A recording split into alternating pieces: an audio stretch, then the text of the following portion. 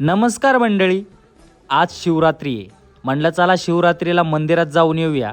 मंदिरात गेले असता तिथं दिवे जळत होते. मंदिराच्या बाहेर दिवे जळतात आणि आपली माणसं आपल्यावरती जळतात.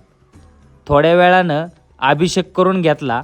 अभिषेक करत असताना मन शांत वाटलं. नंतर पुण्यात गेलो. पुण्यामध्ये मित्र भेटले.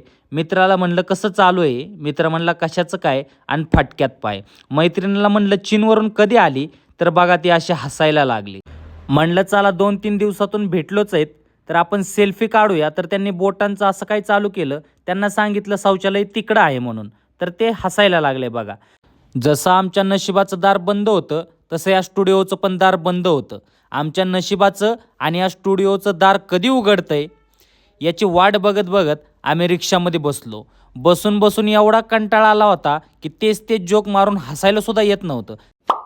चिप्सचे पैसे देण्यासाठी माझ्या खिशातून पैसे काढायला 1 तास वेळ लागल्याने मैत्रिणीने स्वतःनंच पेमेंट केलं.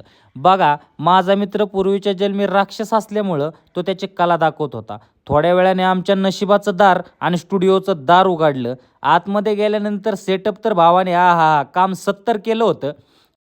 इकडं स्टुडिओत आमची चर्चा चालू होती आणि माझ्या मैत्रिणीची मोबाईलवरून दुसरीकडं कुठंतरी चर्चा चालू होती.